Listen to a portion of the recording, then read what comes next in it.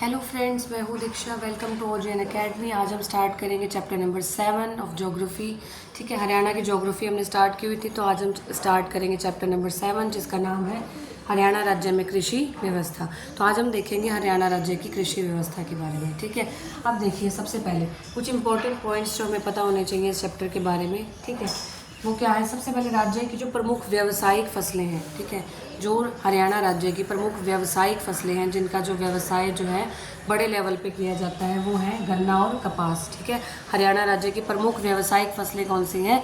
गन्ना और कपास। ठीक है, उसके बाद आती है कृषि योग्य भूमि कितनी है? हरियाणा राज्य में कृषि के योग्य भूमि कितनी है? 3.8 मिलियन हेक्टेयर। कितनी है? 3.8 मिलियन हेक्टेयर। 3.8 million hectare. उसके बाद है हरियाणा में पहला कृषि विज्ञान केंद्र। हरियाणा में पहला कृषि विज्ञान केंद्र कहाँ खोला गया था? NDRI करनाल। NDRI करनाल। अब NDRI क्या है? ये national dairy research institute. NDRI की फुल फॉर्म क्या होती है? National dairy research institute. कहाँ है? करनाल में। तो हरियाणा में पहला, ये बहुत इंपॉर्टेंट है, ये क्वेश्चन आया हुआ है कि हरियाणा में पहला कृषि विज्ञान केंद्र कहाँ खोला गया था? कहाँ खोला गया था? NDRI करनाल में। कहाँ खोला गया था? NDRI करनाल में। उसके बाद आता है कुल कितने कृषि विज्ञान केंद्र हैं? कुल कृषि विज्ञान केंद्र हैं 18 जो है कृषि विज्ञान केंद्र हैं। कुल कितने कृषि विज्ञान केंद्र हैं? 18 जो है कृषि विज्ञान केंद्र हैं। उसके बाद अब बात करेंगे प्रमुख फसलों की। ठीक है, हरियाणा की प्रमुख फसलों के बारे में हम बात करेंगे। सबसे पहले बात करेंगे गेहूँ की। सबसे पहले बात करेंगे गेहूं की। ठीक है, अब देखिए गेहूं उत्पादन में जो हरियाणा है, ठीक है, वो हरियाणा भारत में तीसरे नंबर पे आता है गेहूं के उत्पादन में। हरियाणा जो है भारत में तीसरे नंबर पे आता है गेहूं के उत्पादन में। उसके बाद आता है गेहूं उत्पादन में, अब देखिए सबसे ज़्यादा गेहूं उत्पादन हरियाणा के किस ज़िले में किया जाता है? सिरसा ज़िले में। कहाँ किया जाता है? हरियाणा के सिरसा ज़िले में गेहूं का उत्पादन सबसे ज़्यादा किया जाता है, सिरसा ज़िले में। ठीक है, और सबसे कम उत्पादन कहाँ किया जाता है? पंचकुला में। सबसे कम उत्पादन कहाँ किया जाता है? पंचकुला में। ठीक है, सबसे कम उत्पादन कहाँ किया जाता है? पंचकुला में। अब देखिए सबसे पहले नंबर पे आता है सिरसा। गेहूँ उत्पादन में सबसे पहले सिरसा आता है, उसके बाद जो है करनाल आता है, फिर उसके बाद जो है हिसार आता है। ठीक है, इस तरह से चलता है। सबसे पहले सिरसा में गेहूं उत्पादन सबसे ज़्यादा है, उसके बाद करनाल में, फिर उसके बाद हिसार में। ठीक है, सिरसा, करनाल और हिसार, इस तरह से जो है तो गेहूं उत्पादन में भारत में हरियाणा का तीसरा स्थान है।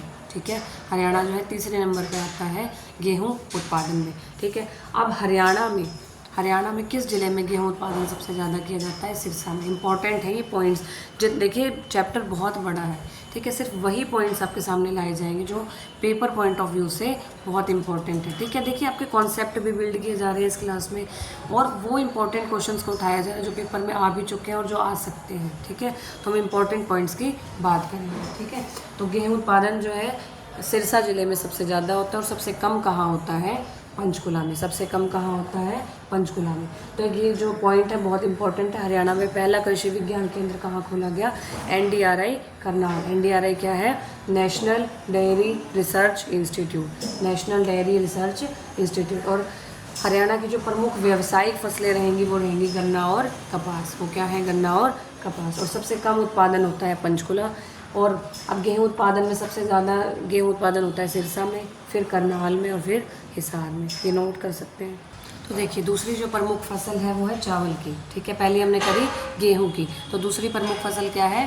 चावल की। ठीक है, अब हम देखिए सारी फसलों के बारे में, ठीक है, जितने भी कृषि से रिलेटेड पॉइंट्स हैं, जितने भी हैं, ठीक है, वो हम पेपर से रिलेटेड करेंगे। जितने भी पॉइंट्स हैं, जैसे फसलें हैं, ठीक है, उसके बाद देखिए उसके बाद आएगा कि किसका व्यापार कहाँ ज़्यादा होता है, जैसे कॉटन सिटी किसे कहते हैं, शुगर सिटी कौन सी है।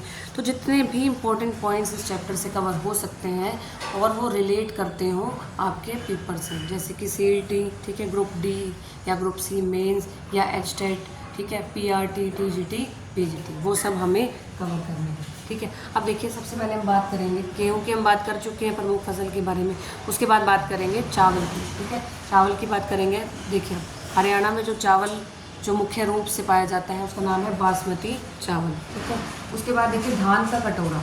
धान का कटोरा किस शहर को बोला जाता है? किस ज़िले को बोला जाता है? हरियाणा के करनाल को। हरियाणा के करनाल को धान का कटोरा कहा जाता है। बहुत इंपॉर्टेंट पॉइंट है, ठीक है। उसके बाद सर्वाधिक धान की किस्में, सर्वाधिक धान की किस्में मतलब अलग अलग जो वैरायटीज़ हैं, वैरायटीज़ जो हैं चावल की, जो धान की वैरायटीज़ हैं वो कहाँ पाई जाती हैं? कैथल में। सबसे ज़्यादा कहाँ पाई जाती हैं? कैथल में, ठीक है। उसके बाद चावल की सर्वाधिक मिलें, ठीक है, चावल की मिलें कहाँ लगी हुई हैं सबसे ज़्यादा? कैथल में। कैथल में जो है चावल की मिलें जो है सबसे ज़्यादा लगी हुई हैं। अब सबसे ज़्यादा चावल का निर्यात कहाँ किया जाता है? चावल का जो है निर्यात सबसे ज़्यादा कहाँ किया जाता है? वो भी कैथल में। कैथल जो है बहुत इम्पोर्टेंट है धान के रूप में, ठीक है। अब चावल निर्यात में हरियाणा का कौन सा स्थान है? चावल के निर्यात में हरियाणा का कौन सा स्थान है? चौथा स्थान है। हरियाणा का कौन सा स्थान है? चौथा नंबर, 4th नंबर पे आता है हरियाणा चावल बेचने में, ठीक है। चावल निर्यात में हरियाणा का स्थान चौथा रहेगा। धान का कटोरा करनाल को कहा जाता है। सर्वाधिक धान की किस्में कैथल में पाई जाती हैं। सर्वाधिक मिलें जो है चावल के लिए कैथल में पाई जाती हैं। चावल का निर्यात जो है कैथल में किया जाता है और चावल निर्यात में हरियाणा का स्थान जो है वो चौथे नंबर पे है। उसके बाद बाजरा आता है प्रमुख फसल में, ठीक है। जो बाजरा है, ठीक है, वो कहाँ पाया जाता है सबसे ज़्यादा? भिवानी में। बाजरा सबसे ज़्यादा कहाँ पाया जाता है? भिवानी में। भिवानी में जो है सबसे ज़्यादा बाजरा पाया जाता है। उसके बाद गन्ना जो है, गन्ना बहुत इम्पोर्टेंट है, बहुत इम्पोर्टेंट है, ठीक है। गन्ना और एक कपास बहुत इम्पोर्टेंट है। गन्ना जो है यमुनानगर में सबसे ज़्यादा पाया जाता है। गन्ना जो है यमुनानगर में गन्ना सबसे ज़्यादा पाया जाता है। उसके बाद शुगर केन ब्रीडिंग सेंटर कहाँ है? शुगर केन ब्रीडिंग सेंटर जो है वो करनाल में है। Sugarcane breeding centre Karnal में है और गन्ने का सबसे ज़्यादा उत्पादन यमुनानगर में किया जाता है। ये चीज़ ध्यान रखनी है। एक तो गन्ना सबसे ज़्यादा पाया कहाँ जाता है? यमुनानगर में, और सबसे ज़्यादा उत्पादन भी यमुनानगर में होता है, इसलिए वहाँ पाया जाता है। लेकिन शुगर केन का ब्रीडिंग सेंटर, ठीक है, ब्रीडिंग सेंटर कहाँ है? करनाल में। Sugarcane breeding centre Karnal में है। बहुत इंपॉर्टेंट पॉइंट्स हैं, जितने भी पॉइंट्स आपके सामने लाए जा रहे हैं बहुत इंपॉर्टेंट हैं, ठीक है। तो शुगर केन ब्रीडिंग सेंटर कहाँ है? करनाल में। कहाँ है? करनाल में। और सबसे ज़्यादा उत्पादन जो है यमुनानगर में गन्ने का किया जाता है। फिर आता है मक्का सबसे ज़्यादा कहाँ पाया जाता है? पंचकुला में। मक्का सबसे ज़्यादा कहाँ पाया जाता है? पंचकुला में, ठीक है। उसके बाद आता है कपास। कपास कहाँ पाई जाती है सबसे ज़्यादा? सिरसा में। कपास जो है सबसे ज़्यादा कहाँ पाई जाती है? सिरसा में। अब कपास बहुत इंपॉर्टेंट है, गन्ने की फसल और कपास की फसल, ठीक है। अब कपास जो है सबसे ज़्यादा पाई कहाँ जाती है? सिरसा में। सिरसा में जो है सबसे ज़्यादा पाई जाती है। अब कपास सबसे ज़्यादा तो सिरसा में पाई जाती है, लेकिन और उसका कपास का जो अनुसंधान केंद्र है, कपास का जो अनुसंधान केंद्र है वो भी सिरसा में है। सबसे ज़्यादा कपास मिलती भी सिरसा में है। कहाँ मिलती है? सिरसा में सबसे ज़्यादा कपास पाई जाती है। और कपास का अनुसंधान केंद्र भी कहाँ है? सिरसा में। कपास का अनुसंधान केंद्र भी कहाँ है? सिरसा में। लेकिन कॉटन सिटी किसको कहा जाता है? पलवल को। बहुत इम्पोर्टेंट है कॉटन सिटी। कपास पाई कहाँ जा रही है सबसे ज़्यादा? सिरसा में। और कपास का अनुसंधान केंद्र भी सिरसा में। फिर भी कॉटन सिटी जो है पलवल है। वो इसलिए है क्योंकि कपास का जो व्यापार होता है सबसे ज़्यादा वो पलवल में होता है। कपास का जो व्यापार है वो सबसे ज़्यादा कहाँ होता है? पलवल में, ठीक है। कपास जो है पलवल में जो है सबसे ज़्यादा उसका व्यापार किया जाता है, इसलिए कॉटन सिटी क्या है? पलवल है, ठीक है। सबसे ज़्यादा कपास पाई सिरसा में जा रही है, लेकिन जो निर्यात किया जा रहा है, ठीक है, उसका व्यापार किया जा रहा है वो पलवल में किया जा रहा है। इसलिए कॉटन सिटी रहेगी वो पलवल रहेगी, क्योंकि कपास व्यापार केंद्र जो है, ठीक है, वो कहाँ किया जाता है सबसे ज़्यादा? पलवल में। कपास का व्यापार कहाँ किया जाता है? पलवल में। कपास का व्यापार कहाँ किया जाता है? पलवल में। ये सारे पॉइंट्स बहुत इंपॉर्टेंट है, एक बार आप नोट कर लीजिए। उसके बाद देखेंगे आप कुछ इंपॉर्टेंट पॉइंट्स जो हैं। अब देखिए इस चैप्टर के बारे में जो पॉइंट्स आपको बताए हुए हैं, ये आपके पेपर का एक क्वेश्चन जो है, एक क्वेश्चन के बहुत सारे क्वेश्चन जो है इस चैप्टर में से मिल सकते हैं आपको। बहुत इंपॉर्टेंट चीज़ें जो है आपके सामने लाई जा रही हैं, ठीक है। वैसे देखा जाए तो ये चैप्टर बहुत बड़ा है, लेकिन इस हिसाब से आपको कराया जा रहा है कि आपके जो कॉन्सेप्ट भी जो है, आपका चैप्टर भी कवर हो जाए और इस हिसाब से कवर हो कि वो आपके पेपर में भी आए, ठीक है। बहुत सारे क्वेश्चन जो है आपको देखे जाए। अब देखिए हरियाणा में सबसे ज़्यादा फल व सब्जियां कहाँ पाई जाती है? ये एच-टेट में आए हुए क्वेश्चन है, इसी चैप्टर से आए हुए क्वेश्चन है एच-टेट में। You can check this. जो आगे उत्कृष्टता केंद्र जो करवाए जाएंगे आप चेक कर सकते हैं, एच-टेट पेपर में ये आए हुए क्वेश्चन है, टीजीटी में आए हुए क्वेश्चन है, ठीक है। अब हरियाणा में सबसे ज़्यादा फल व सब्जियाँ फल व सब्जियां हरियाणा में कहाँ पाई जाती हैं? सिरसा में। हरियाणा के सिरसा में सबसे ज़्यादा फल व सब्जियां पाई जाती हैं। और सबसे कम फल व सब्जियां हरियाणा में कहाँ पाई जाती हैं? महेंद्रगढ़ में। सबसे कम फल व सब्जियां हरियाणा में कहाँ पाई जाती हैं? महेंद्रगढ़ में। कहाँ पाई जाती हैं? महेंद्रगढ़ में। उसके बाद उत्कृष्टता केंद्र पढ़ेंगे, ठीक है, उत्कृष्टता केंद्र पढ़ेंगे। अब सब्जी का उत्कृष्टता केंद्र, सब्जी उत्कृष्टता केंद्र कहाँ है? करनाल में। करनाल में कहाँ? घरोंडा में, ठीक है। तो मेन आपको करनाल याद रखना है। सब्जी का उत्कृष्टता केंद्र कहाँ है? करनाल में। कहाँ है? करनाल में। फल का उत्कृष्टता केंद्र कहाँ है? फल कहाँ मिलते थे? सिरसा में। तो फल उत्कृष्टता केंद्र भी कहाँ पाया जाएगा? सिरसा में। कहाँ होगा? सिरसा में। फूल का उत्कृष्टता केंद्र झज्जर में। फूल का उत्कृष्टता केंद्र झज्जर में। उसके बाद मधुमक्खी उत्कृष्टता केंद्र कुरुक्षेत्र में। ये बहुत इम्पॉर्टेंट है, ये आपका पेपर में आया हुआ क्वेश्चन है, आप चेक कर सकते हैं, ठीक है। तो सब्जी उत्कृष्टता केंद्र आप करनाल याद रखेंगे, करनाल के घरौंडा में है, तो आप मेन जो है करनाल याद रखेंगे। फल उत्कृष्टता केंद्र सिरसा में है, फूल उत्कृष्टता केंद्र झज्जर में है, और मधुमक्खी उत्कृष्टता केंद्र कहाँ है? कुरुक्षेत्र में। कहाँ है? कुरुक्षेत्र में, ठीक है। अब ये भी बहुत इंपॉर्टेंट, जितने भी इस चैप्टर से आपके पास पॉइंट्स लेके आ रही हूँ, ये आपके आए हुए क्वेश्चन है, ठीक है। सबसे बड़ी हॉर्टिकल्चर मंडी, ठीक है, सबसे बड़ी हॉर्टिकल्चर मंडी जो है वो गन्नौर सोनीपत में है। सबसे बड़ी हॉर्टिकल्चर मंडी जो है वो गन्नौर सोनीपत में है। उसके बाद लाडवा कुरुक्षेत्र में एशिया की दूसरी सबसे बड़ी अनाज मंडी, एशिया की दूसरी सबसे बड़ी अनाज मंडी कहाँ है? हरियाणा के कुरुक्षेत्र के लाडवा में। हरियाणा के कुरुक्षेत्र के लाडवा में जो है एशिया की दूसरी सबसे बड़ी अनाज मंडी है, ठीक है, हरियाणा से। उसके बाद देखिए शुगर सिटी किसे कहते हैं? रोहतक। सबसे पहले नाम लेंगे रोहतक का, ठीक है। उसके बाद कॉटन सिटी जो है, कॉटन सिटी किसे कहते हैं? पलवल को। कॉटन सिटी हमने देखा था पलवल को। चाहे कपास का व्यापार, अब देखिए कपास का व्यापार कहाँ होता है? पलवल में, लेकिन कपास सबसे ज़्यादा सिरसा में होती है, लेकिन फिर भी कॉटन सिटी किसे कहते हैं? पलवल को, क्योंकि व्यापार जो है सबसे ज़्यादा पलवल में होता है। उसके बाद राष्ट्रीय कृषि नीति, ठीक है, राष्ट्रीय कृषि नीति कब लागू की गई? राष्ट्रीय कृषि नीति कब लागू की गई? सन 2000 में। 2000 सन में जो है राष्ट्रीय कृषि नीति लागू की गई। उसके बाद किसान नीति कब लागू की गई? 2007 में। 2007 में जो है राष्ट्रीय किसान नीति कब लागू की गई? 2007 में। और कृषि नीति कब लागू की गई? 2000 में, ठीक है। किसान नीति कब लागू की गई? 2007 में। तो देखिए सबसे ज़्यादा फल और सब्जियां सिरसा में मिलती हैं, सबसे कम जो है महेंद्रगढ़ में मिलती हैं। उसके बाद उत्कृष्टता केंद्र की बात करेंगे। उत्कृष्टता केंद्र सब्जी का जो है करनाल में है, बहुत इंपॉर्टेंट है, पेपर में आए हुए क्वेश्चन है। हर एक लाइन जो है इस वीडियो के, हर एक लाइन आपके पेपर का एक क्वेश्चन है, ठीक है। सब्जी जो है घरौंडा करनाल, ठीक है। उत्कृष्टता केंद्र जो है सब्जी का उत्कृष्टता केंद्र जो है मेनली करनाल है। फल का सिरसा में है, फूल का झज्जर में है, मधुमक्खी का उत्कृष्टता केंद्र कुरुक्षेत्र में है। सबसे बड़ी हॉर्टिकल्चर मंडी, बहुत इंपॉर्टेंट क्वेश्चन है, गन्नौर सोनीपत में है। और कुरुक्षेत्र के लाडवा में एशिया की दूसरी सबसे बड़ी अनाज मंडी है। उसके बाद शुगर सिटी जो है वो रोहतक को कहा जाता है, कॉटन सिटी पलवल को कहा जाता है। राष्ट्रीय कृषि नीति कब लागू की गई? सन 2000 में। और किसान नीति कब लागू की गई? सन 2007 में। सन 2007 में, ये नोट कर सकते हैं पॉइंट्स आप। उसके बाद देखेंगे कृषि से संबंधित योजनाएं। अब देखिए ऐसे तो योजनाएं बहुत सारी हैं, आप कितनी ही कर लीजिए, हम कृषि से संबंधित कर रहे हैं पहली बात तो, और वो कर रहे हैं जो आपके पेपर के लिए इम्पोर्टेंट है, ठीक है। कृषि से संबंधित योजनाएं कर रहे हैं, ऐसे योजनाएं तो बहुत हैं, हम कर रहे हैं इस चैप्टर में क्योंकि हम कृषि से रिलेटेड सारी चीज़ें कर रहे हैं, ठीक है। तो हम देखेंगे हरियाणा की जो है कृषि से संबंधित योजनाएं, ठीक है, और हम कौन सी कर रहे हैं? इम्पोर्टेंट वाली, ठीक है। तो सबसे पहली है भावांतर भरपाई योजना। सबसे पहले है भावांतर भरपाई योजना, बहुत इंपॉर्टेंट है।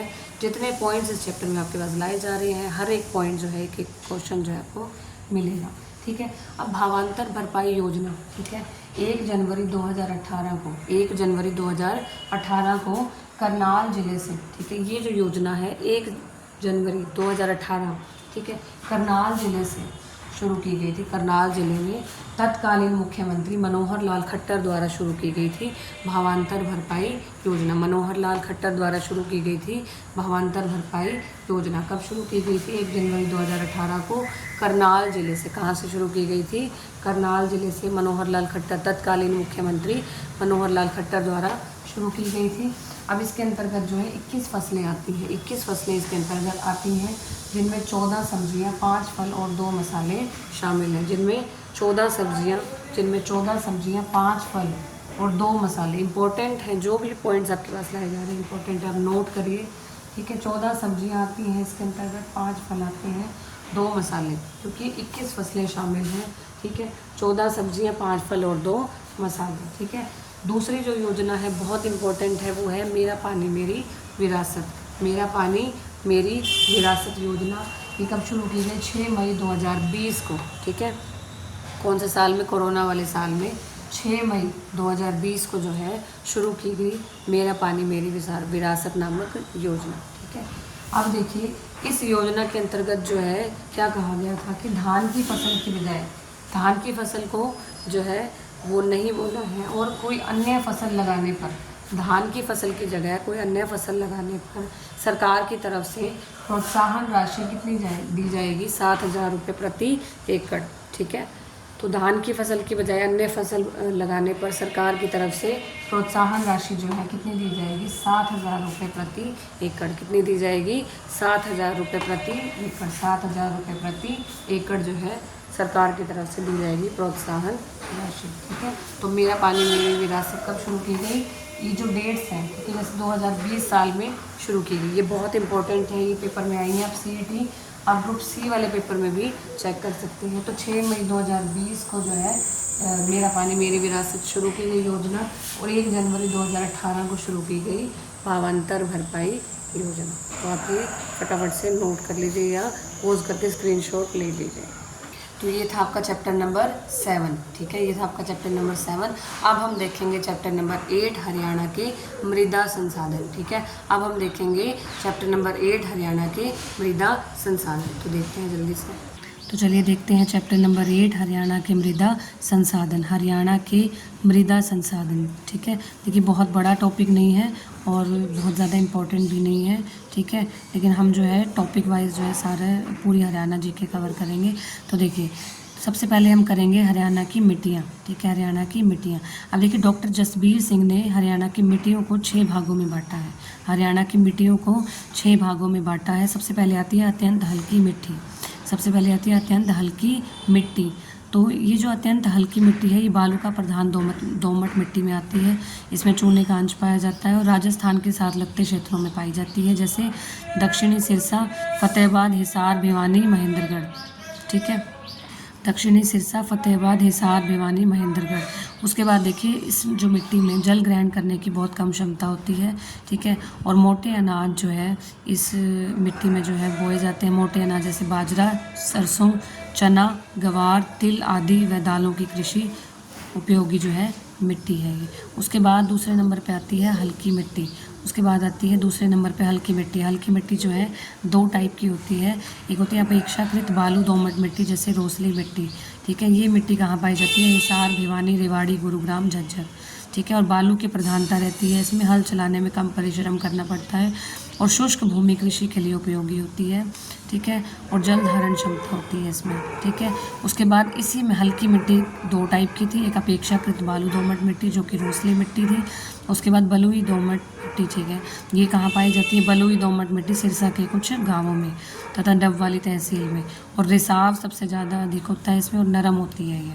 ठीक है, उसके बाद आती है मध्यम मिट्टियाँ। ठीक है, मध्यम मिट्टियाँ ये 3 टाइप की होती है। मोटी दोमट सबसे पहले आती है मोटी दोमट, गुरुग्राम व नूंह जिले के मध्य में पाई जाती है और पश्चिमी फिरोजपुर जिला के निम्न क्षेत्रों में पाई जाती है। ठीक है, उसके बाद आती है हल्की दोमट मिट्टी। उसके बाद आती है हल्की दोमट मिट्टी। ठीक है, ये कहाँ पाई जाती है? दक्षिणी पश्चिमी अम्बाला तथा नारायणगढ़ तहसील के दक्षिणी भाग में जो है हल्की दोमट मिट्टी पाई जाती है। हल्की दोमट मिट्टी पाई जाती है। ठीक है, दक्षिणी पश्चिमी अम्बाला तथा नारायणगढ़ तहसील के दक्षिणी भाग में। उसके बाद दोमट मिट्टी, ये उपजाऊ मिट्टी है। ठीक है, जींद, कैथल, सोनीपत, पानीपत और कुरुक्षेत्र में जो है पाई जाती है। करनाल फतेहाबाद में, ठीक है। गेहूँ, चावल, गन्ना, कपास के लिए उपयोगी होती है ये मिट्टी।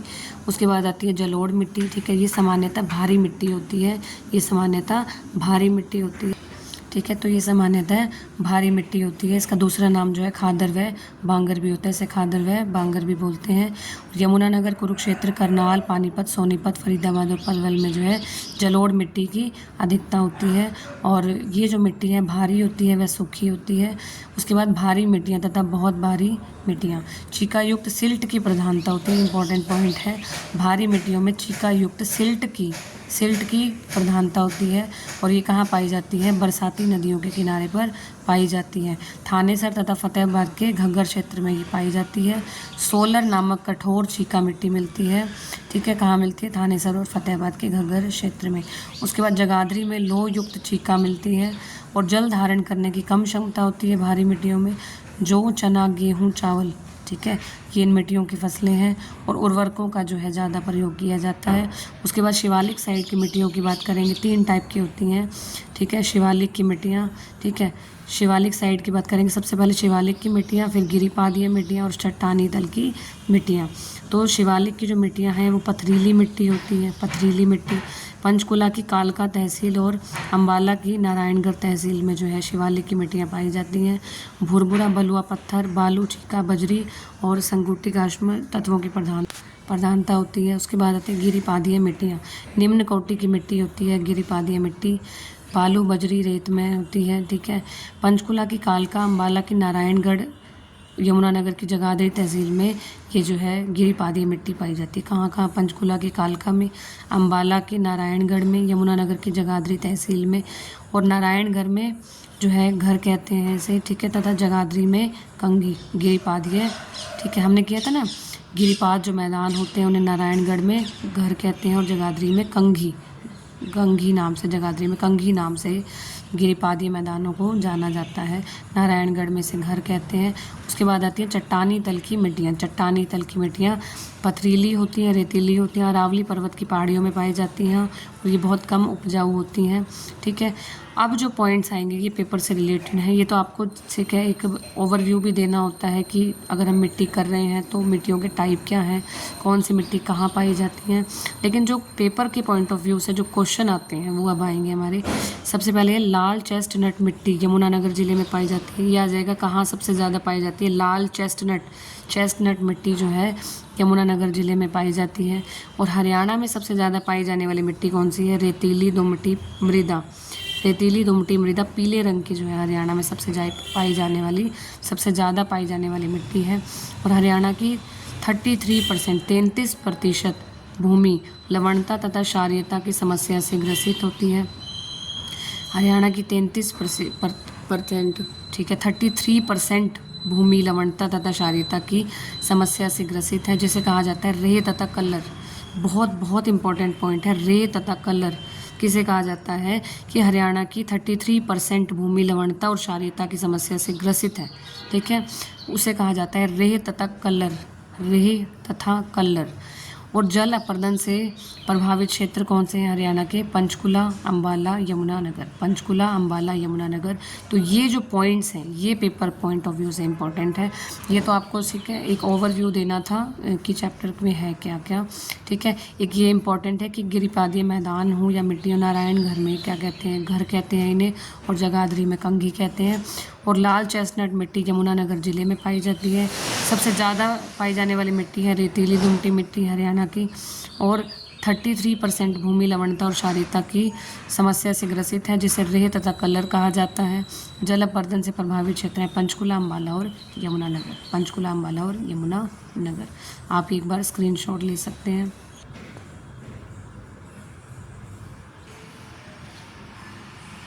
आई होप आपने पूरे चैप्टर का जो है स्क्रीनशॉट ले लिया होगा। तो ये थे आपके 2 चैप्टर नंबर 7 और 8, ठीक है। 7 हमने क्या किया था? हरियाणा राज्य में कृषि व्यवस्था। और चैप्टर नंबर 8 हमने किया हरियाणा के मृदा संसाधन। तो आई होप आपको दोनों चैप्टर समझ में आ गए होंगे।